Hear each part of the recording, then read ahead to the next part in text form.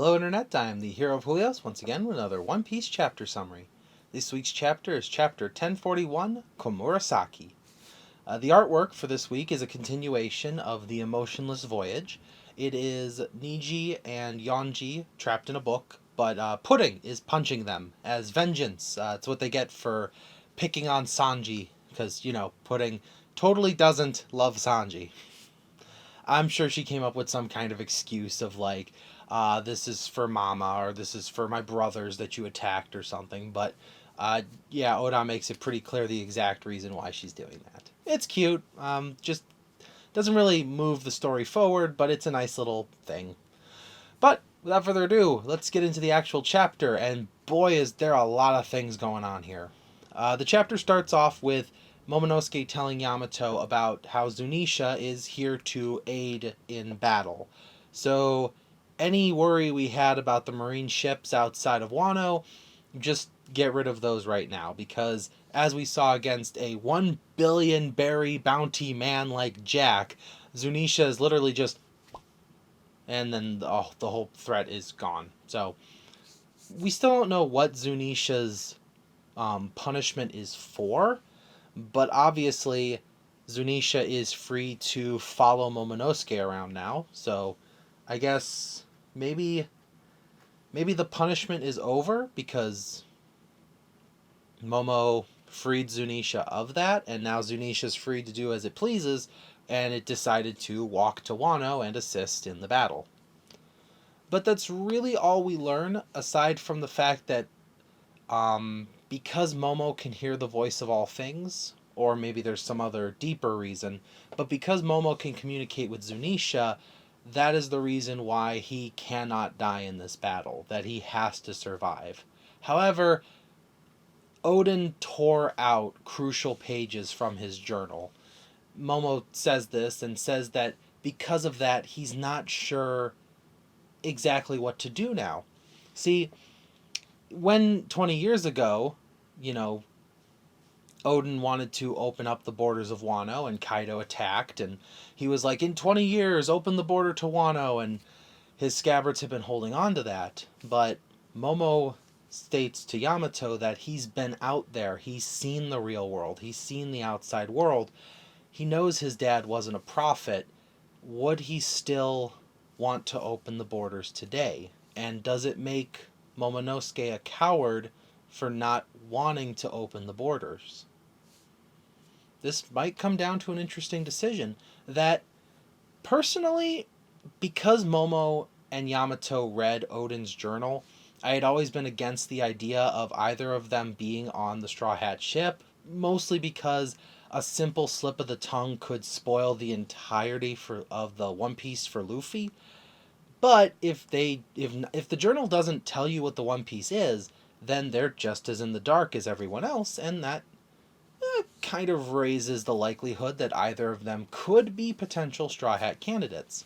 I think Momonosuke would be a great member of the crew, not just for being a younger member, well, I guess technically not younger anymore because of the ripening thanks to the ripe fruit, but because Momonosuke needs to go out, see the good parts of the world, and maybe that will help him decide to open Wano's borders for real.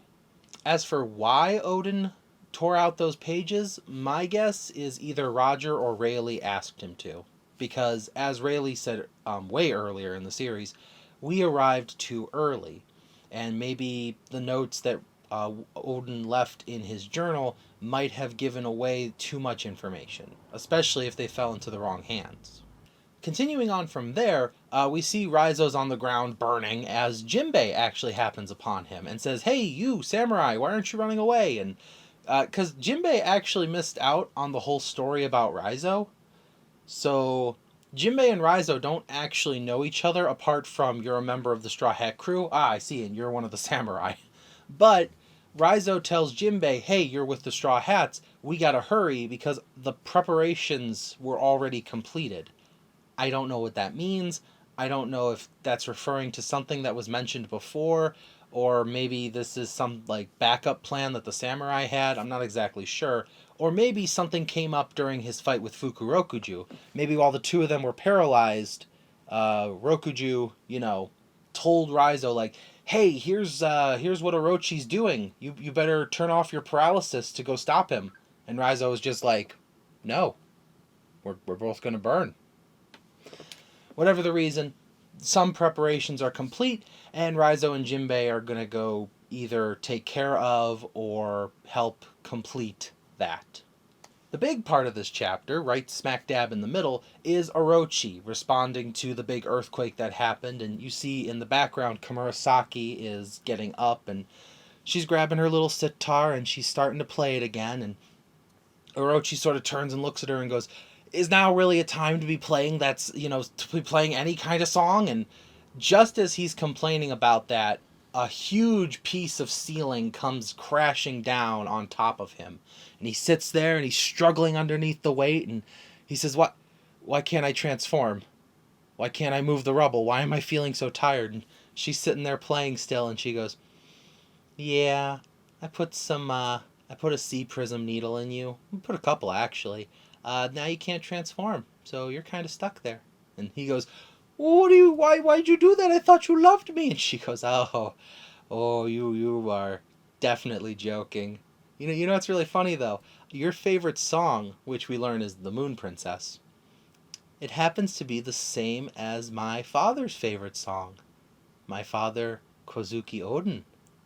And you just see this look of horror go across Orochi's face. He's like, "Your father?" She's like, "Yeah. That's why I wear a mask whenever I play this song for you, because there's absolutely no way I could smile while playing it." So, we were all theorizing, everyone, myself included, had so many different theories of like, how many times is Orochi gonna come back? Who's gonna finish him off? Who's gonna chop off his heads? Is it gonna be Momo with his father's sword? Is it gonna be Kinemon coming in for like a legendary final attack? Or is Zoro gonna do it? Turns out, no. This guy doesn't. Oda decided this guy doesn't even get the dignity of a real death. Every character who wanted to see him die gets the satisfaction of his death. Kaido beheaded him. You have the Scabbards who all got their own slices in on him. Kanjuro didn't really count because he was kind of on the same side. I still like to think that maybe there was just a tiny part of him that didn't, but I guess we'll never know because he's not among the samurai who were rescued. And then Momonosuke, he witnessed Orochi's death. So, as far as every character there knows, Orochi is gone. And the only person who knew he was okay was Fukurokuju. But this, the C prism stuck inside of him so he can't transform, which means any regenerative or restorative or fail-safe abilities that the Orochi Devil Fruit had can't activate. He's going to die under that rubble as a whimpering, dying dog. And the final nail in the coffin, or the final C prism nail in the coffin, is that Komurasaki, the one woman that he thought he loved, is the one to do him in. It is beautifully poetic. I think this is the ending for Orochi that I did not see coming, but it is certainly the most fitting. A cowardly, sniveling jerkhole gets to die like one, instead of some epic final battle like Kaido's getting. And if that wasn't enough to make this chapter worth reading, we get another big update. Izo has finished off one of the members of CP0. Unfortunately, it seems to be at the cost of his own life. We're not exactly sure if he's dead. My guess, probably not. Not a lot of characters die unceremoniously in One Piece. But if Izo is dead, at least we know he took down CP0 agent Maha at the same time. Yeah, and that's when we learned his name. It's Maha. The other guy, however, before he can attend to Maha's wounds, he gets a call from the Five Elders, and they tell him, "You gotta go take out Straw Hat Luffy." And he responds the same way anyone would. He's fighting Kaido. I don't want to be a part of that. To which they respond, "Well, too bad. You have to go do something right now because how did they word it? So he needs to stop a scenario that they've only heard about through rumor and hearsay. This could be referring to the clash between two users of Conqueror's hockey. Anytime two emperors go at it, the world government seems to want to either get involved with stopping it or at least buffing up their defenses to prevent it from affecting them. But the more likely scenario, since a few chapters back they were talking about a devil fruit awakening, it could be that they're worried that the gum gum fruit is going to awaken. Or worse, maybe Kaido's dragon fruit, maybe the fish fruit as your dragon hasn't even awakened yet. And the fight with Luffy is going to do that. Whichever of the I think I'm going to revise my initial theory and say that it's probably Luffy or Kaido's devil fruits that they're talking about. Unless, again, some other ballpark happens. But those are the two I'm going to be thinking about a lot right now. Because just the way they worded it makes it sound like this fight has to end before the two of them trigger something in the other one. However, this CP0 agent might not actually have an opportunity to do that because Drake overhears this going on and says to himself, I cannot die with nothing to show for it. So despite all the fights that have ended before this chapter, we might be seeing one last fight between Drake and a CP0 agent. Sword versus the world government. This might be a sign as to whether or not Sword is...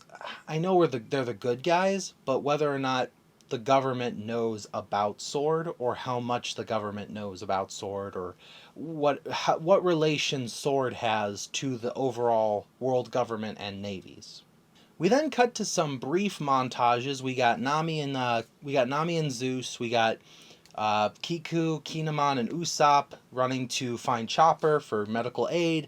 We got Frankie, who found Zoro. That's good. He's got his chain arm down and he's like grabbed Zoro. So the last chapter we saw Zoro falling. Fortunately, Frankie found him just in time.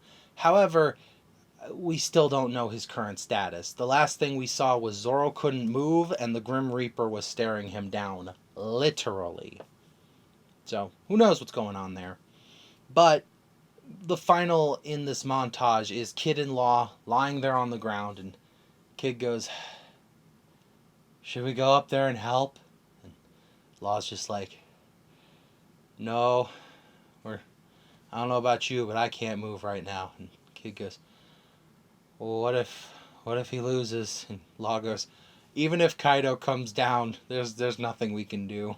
I can't move, and I know you can't, and what happens.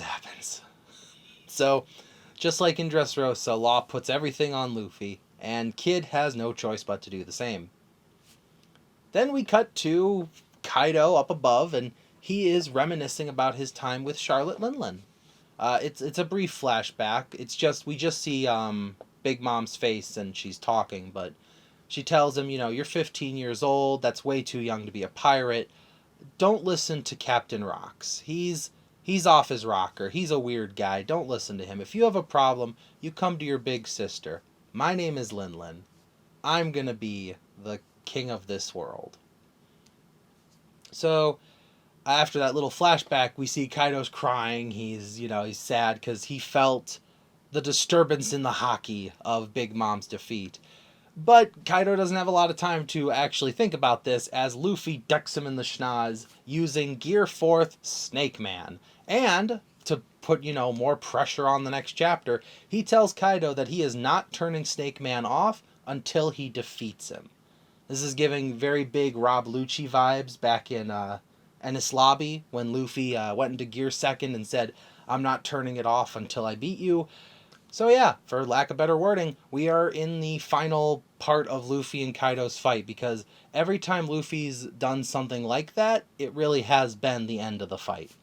Whether Luffy wins or not, or if something comes to interrupt that, still up in the air. But the Battle of Onigashima, I shouldn't say Wano, the battle on Onigashima looks like it's coming down to one final fight, and that should be either next chapter or the chapter thereafter. Thank you for watching as always, and I will see you in the next video. This is the Hero of Julios, Xing out.